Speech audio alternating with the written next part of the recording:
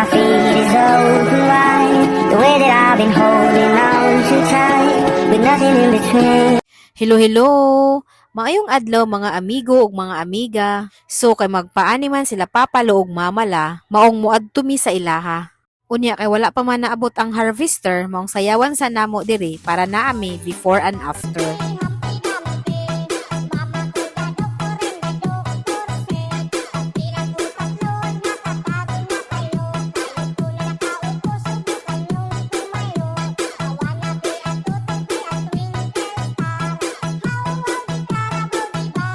Niabot ang harvester, igo sad mag alas 4. Kay ila mamala na sabdaw torno. Kay kadaghan pa man ang iyang giagihan o gianihan, adisir pa siya niabot diri sa ilang mamala basakan. In fairness, dali ra kayang magpaani karon ug layo ra kaayo sa unang panahon. Kabalo ba mo nga dali ra kaayo siya nahuman?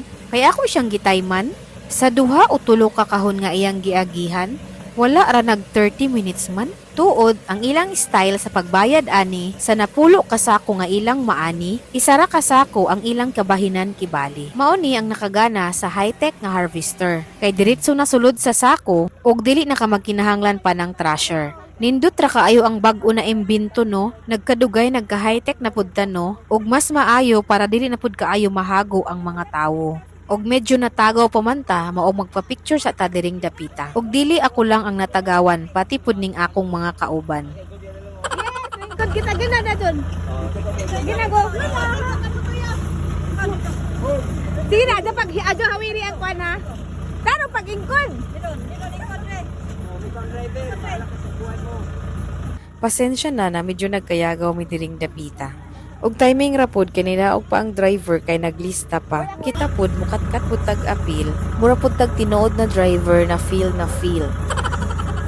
Gusto pod tanan ako mo sakay og apil, pero mahadlo ko basin mahulog ko sa pilapil. Ay na lang bahalag dili ko maka-reels.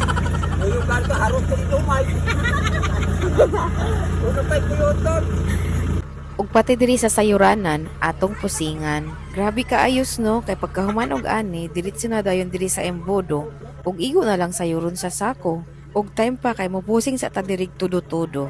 Ug kadali ra kay naapoy batang gamay nga gusto sad mo sakay kay para maka-try. Ug wala na nakaapas ang among isa ka bata kay tulog pa og dugay ni mata. Dito pa ingkura sa taas. Bibi! Uy! Time is up. Magpakilid na ta diri gamay kay ang driver mo balik na og sakay.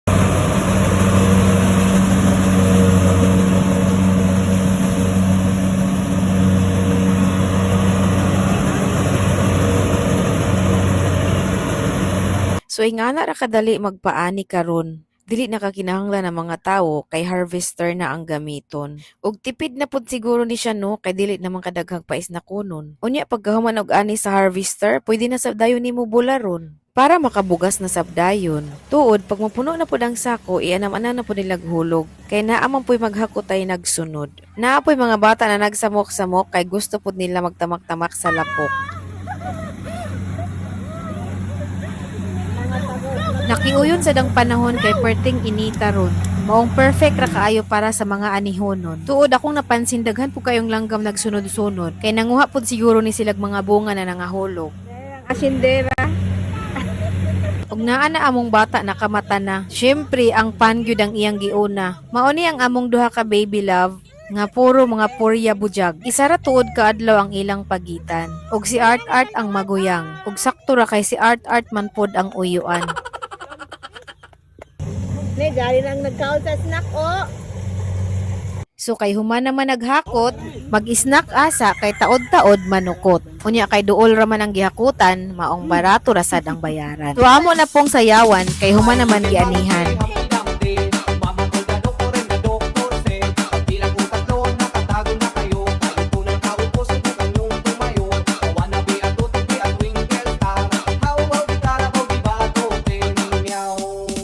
Hoy, ali na dri.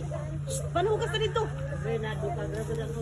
Ichira na diyan na bara. Og mauna na tanan kinahanglan tabunan para dili maulanan. So maghinay-hina na tagdagayday kay manguli pa ta sa atong balay. Sige na. Sumaslide ti. Ay!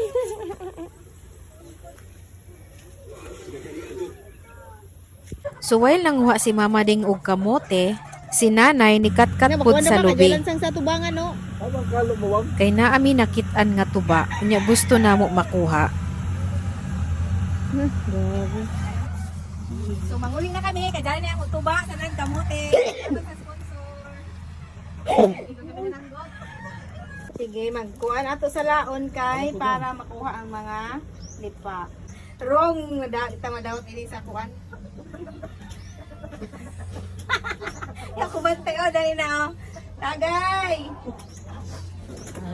Nag-ship na ng lain trabaho ang maestra.